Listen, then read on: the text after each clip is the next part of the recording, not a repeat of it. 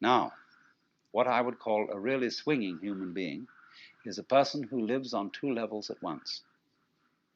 He's able to live on the level of being his ordinary ego, his everyday personality, and play his role in life and observe all the rules and so on that go with that. But if he's only on that level, if he's only playing that kind of thing, and thinks that's all there is, it becomes a drag. And he starts being the kind of person who feels that he's just got to go on surviving. See? It's terribly important to go on surviving, to live. And he works at that. And his children learn the same attitude from him. And they, he says, well, I've got to survive because I've got all these children I've got to support, and so on and so forth. And then they take the same attitude, and they breed up children, and they feel compulsive about supporting them, because they've got to go on. And so nobody really has any fun. It's just, we've got to make this thing, you see? And you don't have to. See, whenever I get somebody who comes to me and says, I really can't go on and I have to commit suicide, I say, well, that's entirely, you're right. There's really no reason why you should go on, and if you want to commit suicide, do it. You can check out. Of course, this reduces anxiety. When they feel free to commit suicide, they don't really have to commit suicide so much. You can commit partial suicide.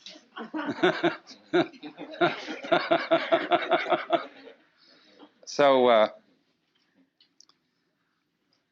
the sense that you just have to go on living, see, that life is a must. When you say to anything spontaneous, see, life is spontaneous. It happens, in the words of the Taoists, Ziran, which means of itself so. That's their Chinese expression for nature.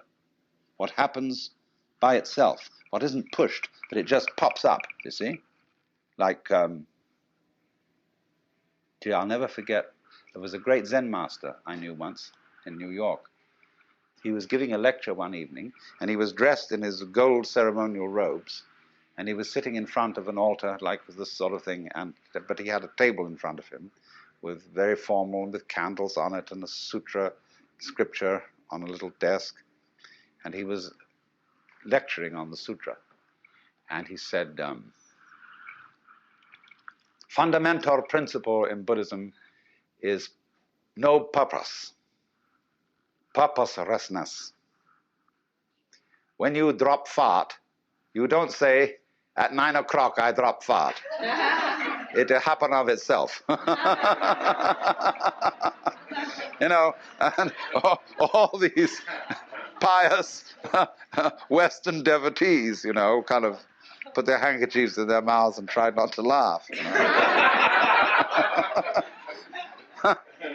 So, but that's the meaning of something that happens of itself, like drop fart or have hiccups or just you came into being, It happens in a kind of a plop way like that. See? Now, you can't tell that process. You ought to happen. You must happen. Because that puts a bind on it. In the same way as when you have a little child and all the relatives have come to a party on Thanksgiving, and you put the child into the middle of all the relatives and say, now, dear, play. See, it absolutely bugs the child to do it like that. And so this is the problem for every artist. Because an artist is a man who makes his living by playing, whether he's dancing or painting or playing music or whatever it is. And he has to overcome this problem. He has to know how to play in public at a given time on an appointment. See? Now that's not an easy thing to learn. But when you catch on to the trick of it, you can do it. To play on demand. That's the hardest lesson of life. To contrive what is called by my Japanese artist friend Saburo Hasegawa a controlled accident. the thing is that